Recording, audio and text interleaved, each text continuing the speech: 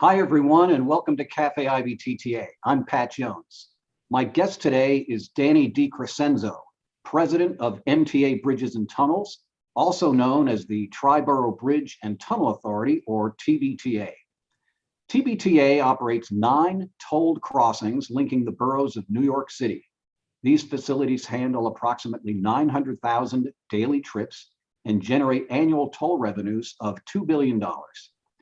Danny is responsible for carrying out the agency's core mission of providing safe, secure, and reliable passage for customers, advancing state of good repair, capital, and major maintenance projects, and delivering surplus toll revenue to support the MTA's mass transit services. Danny began his career at the MTA as a bridge and tunnel officer in 1990. Over the years, he's held a range of positions, including sergeant, lieutenant, training instructor, operations superintendent, general manager, director of Bridges South, director of central operations, and assistant chief and senior director operations. In nearly 3 decades of service, Danny has played a vital role in major transformations, such as the introduction of the E-ZPass electronic toll payment system in 1995, an all-electronic tolling pilot at the Henry Hudson Bridge in 2012, and the planning and implementation of open road tolling in 2017. The most notable new initiative under his purview is the establishment of a central business district tolling program, which will be the first of its kind in the US to reduce congestion and generate additional revenue for the MTA. Danny, welcome to Café IBTTA. It's great to have you with us. Morning, Pat. Thanks for having me. Well, this is Café IBTTA, where we drink coffee and talk about things that are interesting, relevant, uplifting, and fun. Danny, I see you've got a transit mug there, and I've got the IBTTA mug here. So good to see that we're well caffeinated today. And we are taking your questions and comments, and we'd like to get started right away. As you know, our guest, Danny DeCrescenzo, is a New Yorker through and through. He was born in Brooklyn and grew up in Staten Island. So in the chat function, using the option for all panelists and attendees, please write a word or phrase that expresses your thoughts and feelings about New York. Tell us about New York. What do you feel and think about it? Wow. Okay. Mike White killed our Bengals. Energy, great food, family, pizza and wings, greatest city in the world. There you go. Robert Moses. We might talk about Robert Moses later on. Awesome city, dynamic. Mott Street. You're going to have to fill us in on that, Danny. Home, the Big Apple. All right. Well, we got some nice comments about New York, and maybe we'll revisit some of those topics a little later on. But Danny, let's start with you. Tell us a little bit about how you got involved in transportation and some of your early years with TBTA. Thanks, Pat. I'm surprised nobody threw in the Mets or Yankees. I was waiting to see Jets and Giants. I guess that's a sore subject. My father worked for civil service. My father worked for sanitation, New York City Department of Sanitation. He retired as a 2-star chief. About 15 years ago now. Actually, it's 20 years ago now. And as I was going through high school, he wanted me to take all the city exams. So being in high school in Staten Island, he said, take the sanitation, take the police. And we knew someone that worked at Bridges and Tunnels, and that was one of the tests I took. So fast forward, I'm in college, and I started getting, calls from all these different agencies. I passed the test, and they wanted to see me. I was too young for a lot of these jobs, and then I landed at Bridges and Tunnels. I figured it would be a good, stopgap, and then see what I want to do for the rest of my life. And 32 years later, I'm still here. As you mentioned, I started as a bridge and tunnel officer, and I worked through operations. And I think operations really prepared me for this role as president. As we moved into open road tolling, and then as we saw, COVID hitting, about 20 something months ago now, it's almost 2 years ago now. Those lessons learned from operations and how we deal with incidents and how we deal with situations and events, I try to bring that as the head of the agency. Danny, let's talk a little bit more about incidents and events. And I'm going a little bit out of order from what we had planned in advance, but COVID-19, a big, sort of hairy, complicated issue that has affected all toll operations around the world. Talk to us a little bit about your approach to that and how there might be some similarities to 9/11. No, Pat, you hit it right on the head. Like looking at, throughout my career, there's certain things, you pull from, right? Good and bad. So 9/11 being one of them, Sandy being one of them, open road tolling being another one. Now looking at COVID, all these different events impacted operations, impacted the agency, impacted the region. And we looked at it no differently than something that was impacting us at those levels. What helped us was open road tolling. Because right away I saw with other tolling agencies, looking at IBTTA, things that you guys put out during the time at the beginning of COVID, that was a concern of the touching, right, the contact, the human element of the contact of the toll takers, taking the money at the toll plazas was almost first and foremost. How are we gonna get around that when you have a disease going around through contact? So open road tolling right away put us in a very good position where we didn't have that person-to-person contact. Then we established what we call, incident command. So we looked at this as an incident, and we put together a plan, and we put together a task force, and we put together what we call a planning P. So in incident command, they have a planning P. So an incident occurs, you start the initial notification process, you start to work on the incident, you start to put things in place. And then it's a constant P. So you start that, and then you constantly are going around evaluating the incident, looking at that through an operational period. So this operational period has been almost 2-year operational period, but as everyone knows, it's been tweaked, multiple times throughout the 2 years. And just basic concept of, having those task force meetings. So once a week, I get briefed by my task force on everything COVID. Every day there's information that goes out. So I have a sense of, what's going on in not only my agency, but the MTA in the region. And we're better prepared each week to pivot if we have to in things that we're doing. So we treated it like an incident, Pat.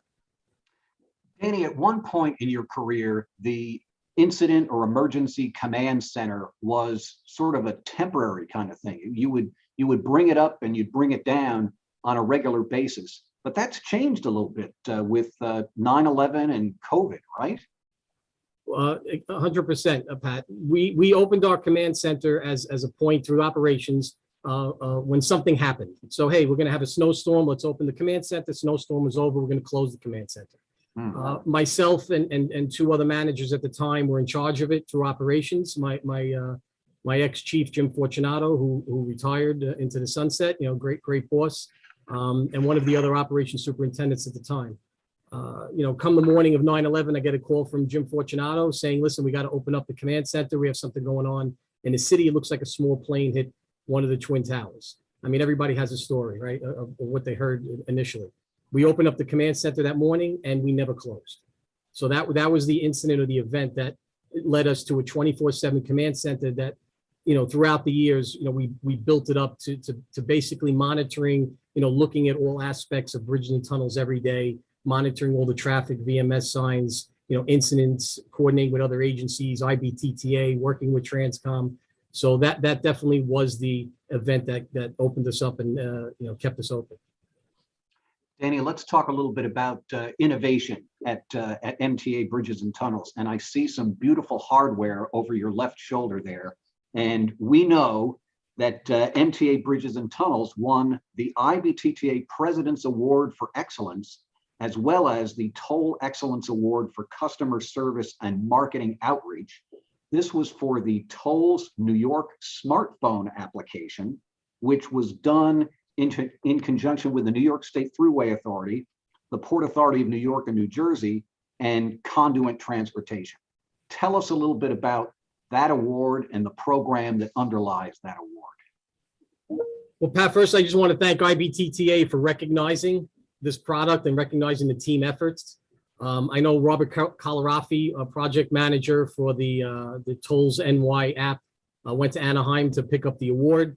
I was telling you before we started this, I had to steal this out of the virtual case that we had, and they're probably looking for these two awards right now. As staff really appreciated you recognizing the work that they put into it.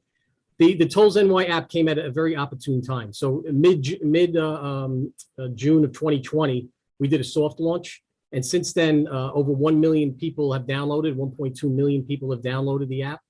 We have about a 4.8 rating out of 5 when you look at the Google and App Store. And about $93 million in revenue has been collected through the app. So it's not only something that we did as an agency with the partners that you mentioned, but it's also something that the customers were looking for, because we could have put out any app, and if the customers didn't buy into it, it would have been just another app that you see on your app store. But to have 1.2 million people download it and about 200,000 active users that use it, it's something that the customers were looking for, and it actually helps the agency because we're teaching, right? We're actually teaching the customers on how to pay their toll.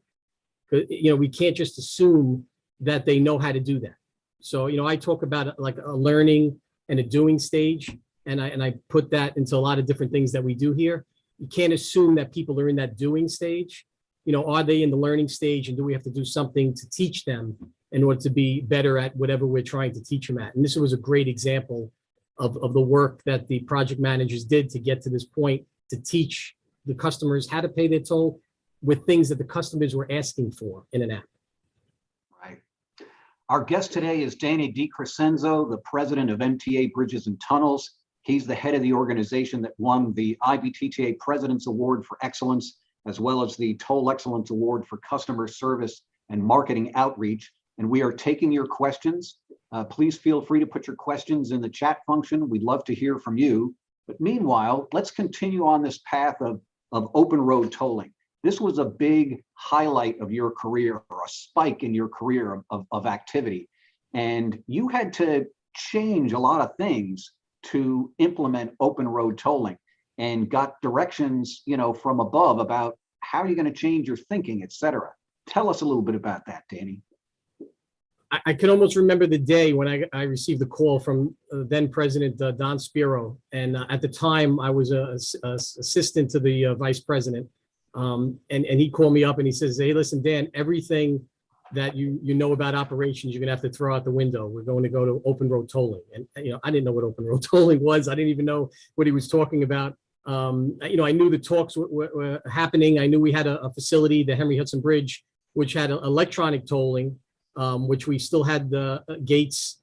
So it was an offshoot of open road tolling. But now to go full no toll booths, open road tolling, and to think about how that impacted our operations. So I put together my staff. I remember that day. It was June of 2016, and we started whiteboarding, saying what's going to change. What do we got to try to get ahead of here in the operations world?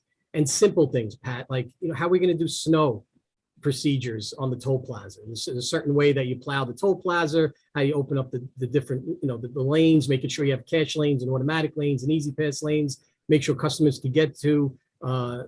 That's gone. Basically, you're going to have a highway now. How do you slow down those overheights or hazmat vehicles heading towards your tunnels? The toll plaza was that stopgap that we're not going to have anymore. So things like that, trying to get ahead of those situations, early on, even before the first toll booth was knocked down.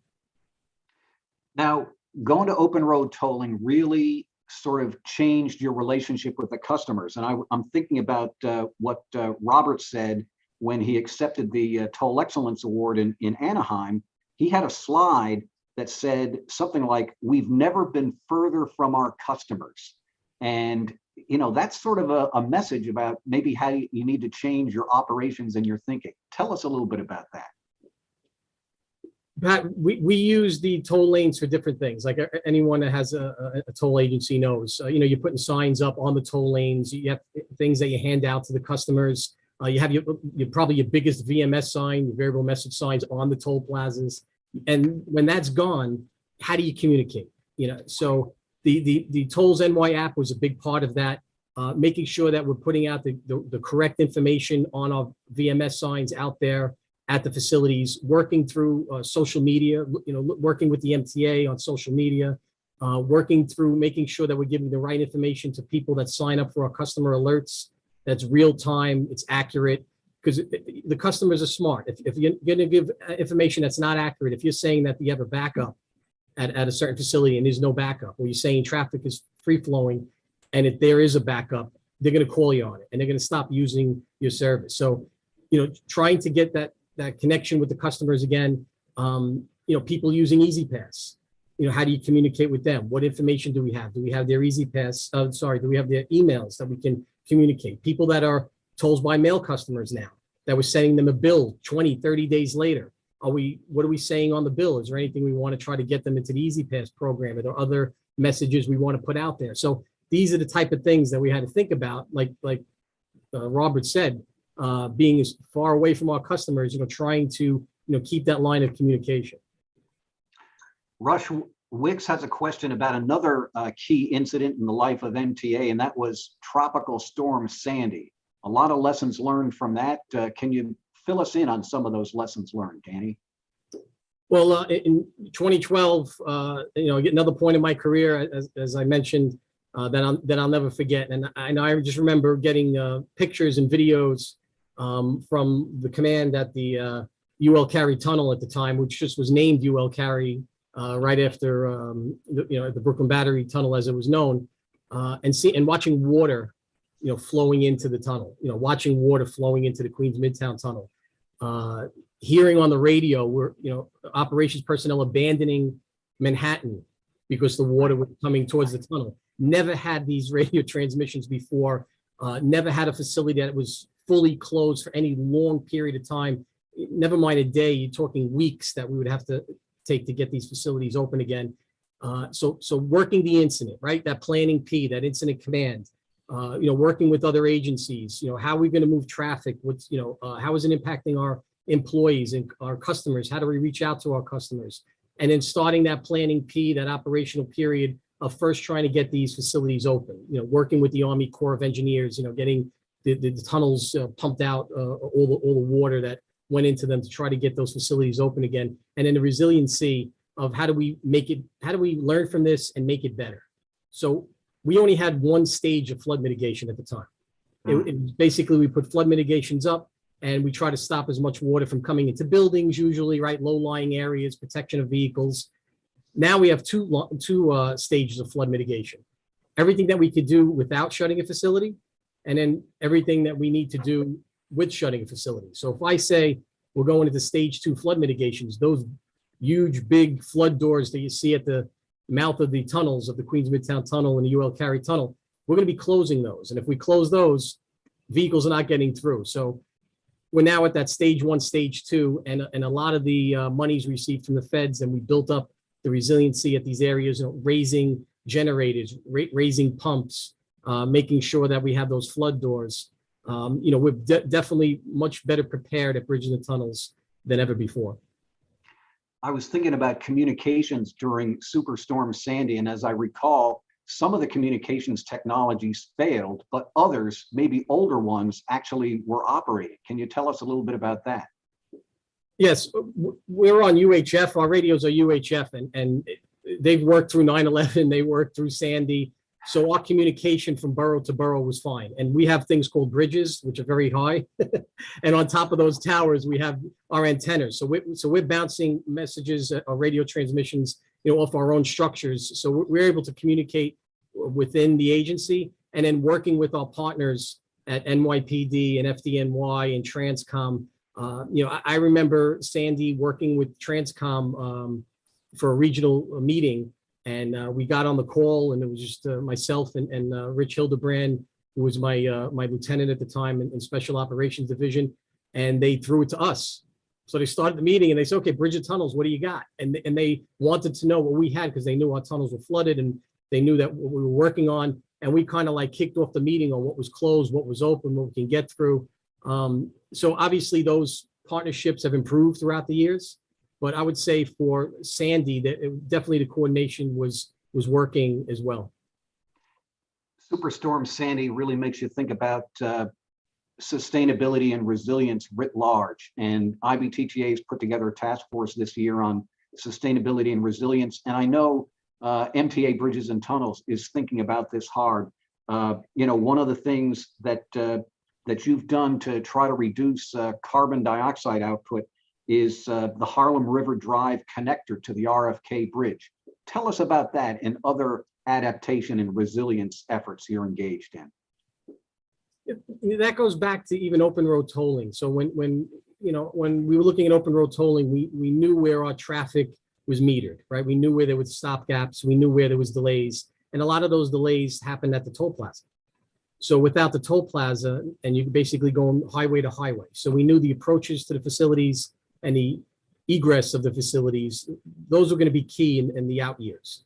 And working on a lot of these projects, and the project that you mentioned, I thought was a home run. Just about a year ago now, November of 2020, we opened up this ramp, and we actually kept, by doing this, we kept the highway traffic on the highway.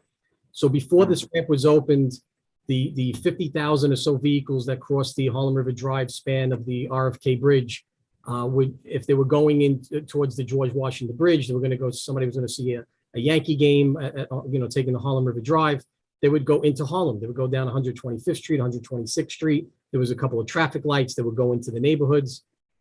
This ramp took, right now we're saying that this ramp is taking about 17,000 vehicles a day, off the bridge, right onto the Harlem River Drive ramp and out of the neighborhood.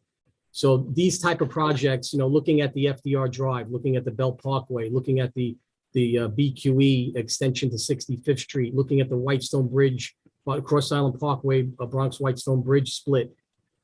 These are not specifically our structures, but working and coordinating with state and city DOT to make it better for our customers. And again, make it better for the community at large, based on that example I just gave you. Danny, a lot of people are interested in the congestion charging program. Can you tell us a little bit about that? The best thing I could tell you with the congestion pricing is that we're working with the federal government on the EA right now, the environmental assessment. There's been a series of outreach meetings that continue. And I'm sure that in the weeks or months that come, we'll have another coffee meeting, IBTTA coffee meeting, and we can really go into detail, but it's moving along. Very good. So Danny, when we spoke last week, you were at the Verrazano Narrows Bridge, and you've got several different offices across your facilities, and you like to move around among those offices. Tell us a little bit about that and what you get from moving from office to office.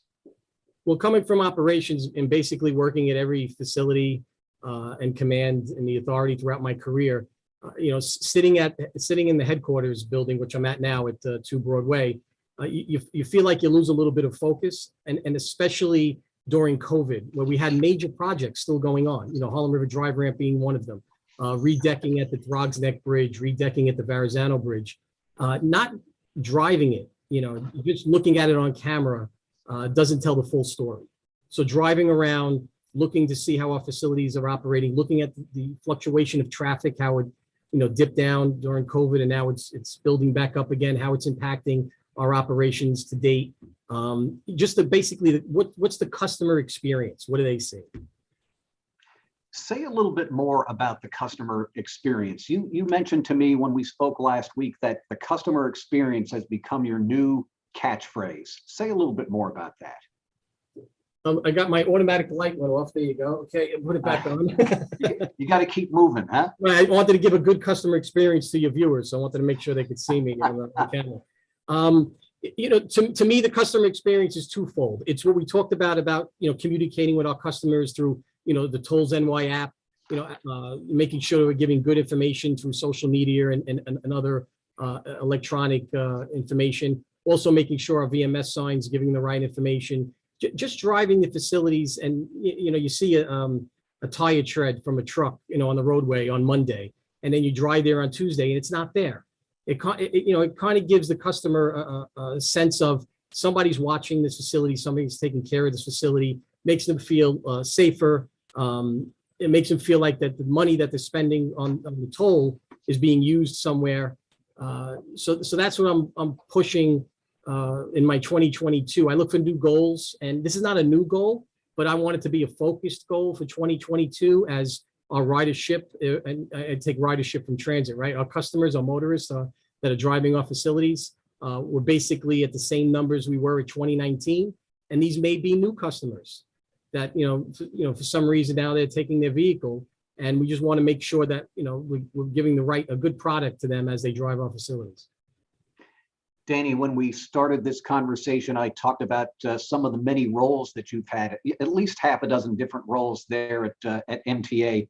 And mentoring is such an important part of people's development. I wonder if you could tell us a little bit about some of the people you look up to as mentors as you've progressed through MTA over your 32 years career so far.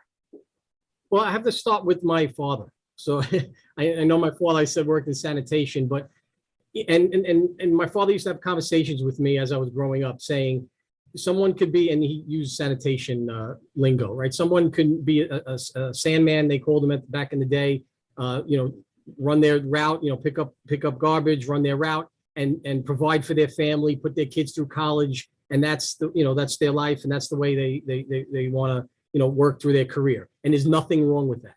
And some people want to move up one level, some people want to move up two levels. He said, you'll find your niche as you go along. But watching my father move up through the ranks from sanitation worker, up to a two-star chief, looking at bridges and tunnels, when I started, I always looked at the next level. So when I started as a bridge and tunnel officer, I go, what does a sergeant do? And try to learn that position. And then when I became a sergeant, what does a lieutenant do? What does the managers, what do they do each day? And I try to learn the next level up. And I looked for mentors in those different titles. You learn from the good and you learn from the bad. So things that I saw people do that I didn't like, make a mental note. So you learn from both sides of that coin.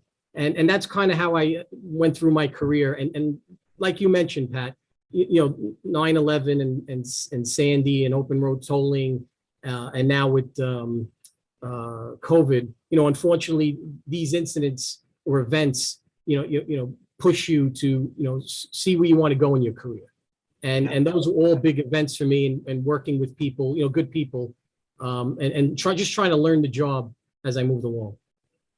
It's great to hear you say that you mentioned your dad as sort of, the premier mentor in your life. That's great to hear. Danny, I'm going to make a couple of announcements, and then I'm going to come back to you for some final words of wisdom.